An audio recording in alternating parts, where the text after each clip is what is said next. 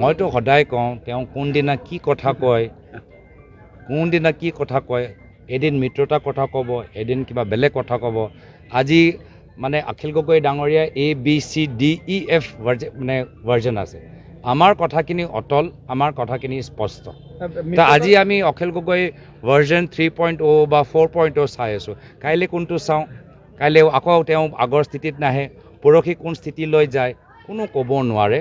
আমি বাৰম্বাৰ কৈছোঁ মিডিয়াৰ সন্মুখত নহয়, কিবা যদি বুজিব লাগে, যদি ৰাহুল গান্ধীৰ কথা তেওঁ বুজি পোৱা নাই, আমাক ফোন কৰিলে সুধিলে হ'ল, চব মই ভাবোঁ তেওঁ মনৰ চিন্তাটো আঁতৰত থাকে।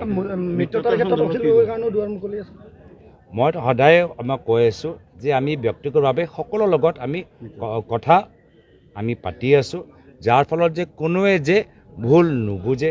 আমি যিখিনি কথা অলপ 10 দিন আগতে গুৱাহাটীত আমাৰ মাছখোৱাত ক'লোঁ, তাৰ পৰা আমাৰ স্থিতিটো কিয় আমাৰ সলনি হ'ব? যি কথা আমি মাছখোৱাত নাগৰিক মঞ্চত ক'লোঁ, আমাৰ স্থিতি একে অটল। যদি ক'ৰবাত কেতিয়াবা পৰিৱৰ্তন হয় আপোনালোকক জনাম। মইতো সদায় কওঁ তেওঁ কোনদিনা কি কথা কয়, এদিন মিত্ৰতাৰ কথা ক'ব, এদিন কিবা বেলেগ কথা ক'ব। আজি মানে অখিল গগৈ ডাঙৰীয়া ABCDEF ভাৰ্জন আছে। আমাৰ কথাখিনি অটল, আমাৰ কথাখিনি স্পষ্ট। আজি আমি অখিল গগৈ ভাৰ্জন 3.0 বা 4.0 চাই আছোঁ। কাইলৈ কোনটো চাওঁ, কাইলৈ আকৌ তেওঁ আগৰ স্থিতিত নাহে, পৰহি কোন স্থিতিলৈ যায় কোনো ক'ব নোৱাৰে। আমি বাৰম্বাৰ কৈছোঁ মিডিয়াৰ সন্মুখত নহয়, কিবা যদি বুজিব লাগে, যদি ৰাহুল গান্ধীৰ কথা তেওঁ বুজি পোৱা নাই, আমাক ফোন কৰিলে সুধিলে হ'ল, চব মই ভাবোঁ তেওঁ মনৰ চিন্তাটো আঁতৰত থাকে।